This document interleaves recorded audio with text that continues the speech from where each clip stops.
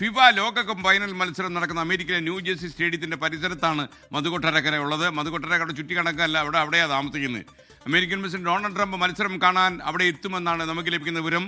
അവിടുത്തെ ഒരുക്കങ്ങൾ എങ്ങനെയാണ്, ന്യൂജേഴ്സി എങ്ങനെയാണ് ഇതിനോട് പുരോഗമിക്കുന്നത്? മധുകൊട്ടാരക്കര ഒന്ന് പറയുന്നേ.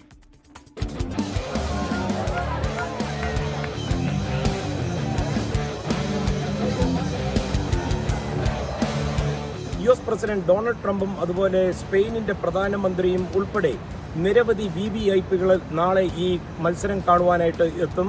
അർജന്റീനയുടെ പ്രധാനമന്ത്രി എത്തില്ല എന്ന് അറിയിച്ചിട്ടുണ്ട്. അതുമാത്രമല്ല, ഫിഫ വേൾഡ് കപ്പിൽ ജേതാക്കളാകുന്നവർക്ക് ഏറ്റവും ഉയർന്ന പാരിതോഷികമാണ് ലഭിക്കുന്നത്. അതായത് കപ്പ് കൊണ്ടുപോകുന്ന ആൾക്ക് ഏതാണ്ട് $50 മില്യൺ സമ്മാനത്തുകയാണ് അവർക്ക് ലഭിക്കുക. അർജന്റീനയാണോ സ്പെയിനാണോ എന്നറിയുവാൻ ഇനി വെറും മണിക്കൂറുകൾ മാത്രം.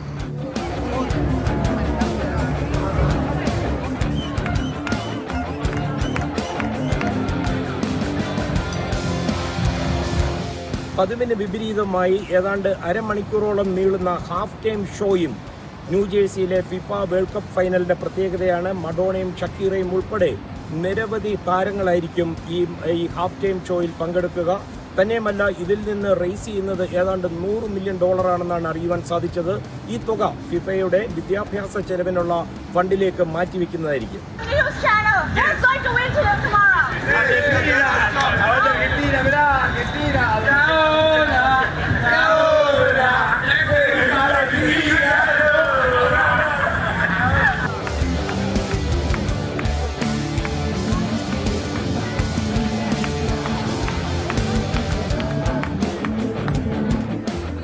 ഫിഫയ്ക്ക് വേണ്ടി വലിയ തോതിൽ മിനുക്കുപണികൾ നടത്തിയ ഒരു സ്റ്റേഡിയമാണ് ഈ മെറ്റ്ലൈഫ് സ്റ്റേഡിയം.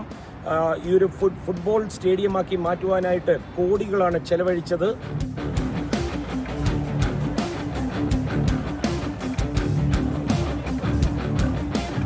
ഏഴ് വാശിയേറിയ മത്സരമാണ് ഈ സ്റ്റേഡിയത്തിൽ നടന്നത്.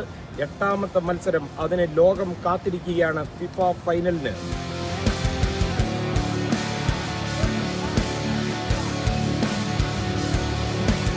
ഫിഫ ഫൈനൽ നടക്കുന്ന ന്യൂജേഴ്സിയിലെ മെറ്റ്ലൈഫ് സ്റ്റേഡിയത്തിൽ നിന്ന് മധു കൊട്ടാരക്കര, 24.